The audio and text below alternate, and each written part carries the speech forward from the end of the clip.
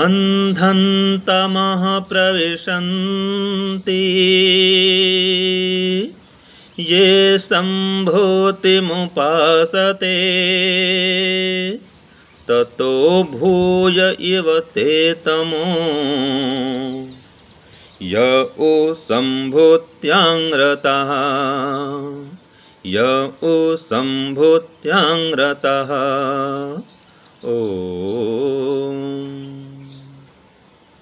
यह ईशावास्य उपनिषद का 12वां मंत्र है और यजुर्वेद में भी ये 40वें अध्याय में 9वें मंत्र में आया है। इस मंत्र का अर्थ क्या है? तो कहा उपनिषद में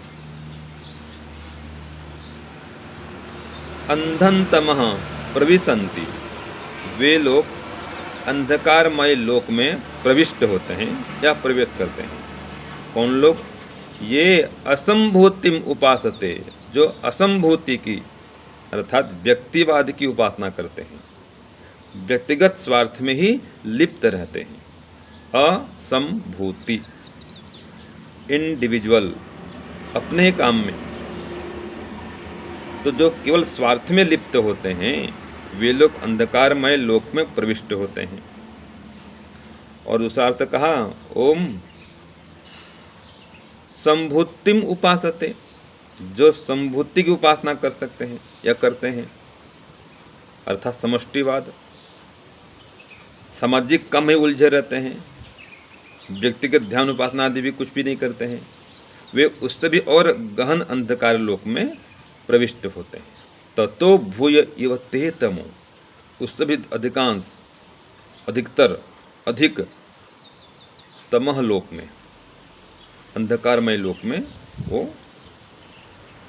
प्रविष्ट हो जाते हैं। तो यहाँ पर तो कहा व्यक्तिवाद और समष्टिवाद, ये उपनिषद की भाषा है। तो जो व्यक्ति इस प्रकार से केवल अपने आप को ही देखते हैं, असंगठन में रहते हैं, संगठित होकर के नहीं चलते, वो भयंकर ठोकर खाते हैं, वो ऐसे लोग ही मारे जाते हैं।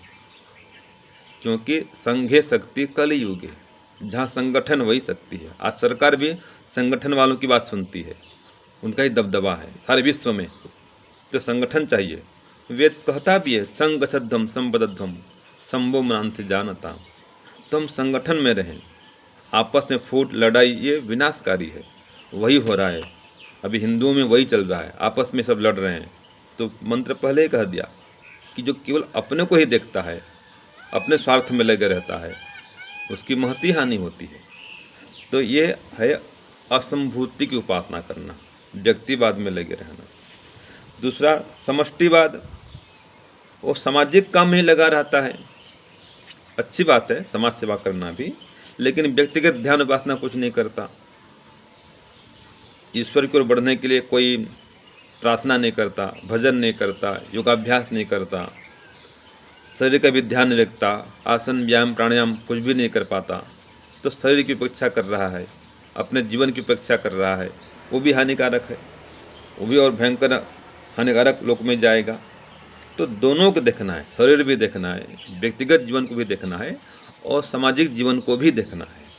तो दोनों जीवन को जो देखता है वो व्यक्ति जीवन में सुखी हो सकता है। ये तो चर्चा है उपनिषद की। और जो वेद है उसमें क्या कहा गया है, इसमें स्वामी दयानंद लिखते हैं कि जो संभूति भली भांति निर्मित है उस जड़ पदार्थ की उपासना करता है, परमात्मा की उपासना नहीं करता, अपितु लोगों के द्वारा जो भगवान बना दिया गया है उसकी उपासना करता है। वो भयंकर अंधकार में लोक में आता है। संभूतिम उपासते, निर्मित वस्तु की उपासना करता है। सम्यक रूपेण निर्मितम अस्ति, यह जो भली भांति निर्मित है। तो सारे पदार्थ हम देखते हैं,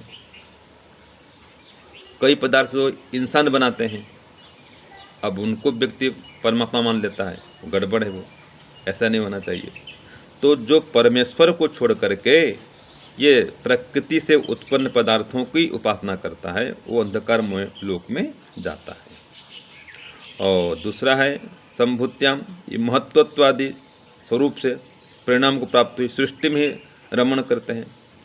तो कुछ लोग ऐसे होते हैं कि ये महत्वत्वादि जो सृष्टि में पदार्थ हैं इनमें लगे रहते हैं, तो तर्क वितर्क में लगे रहते हैं।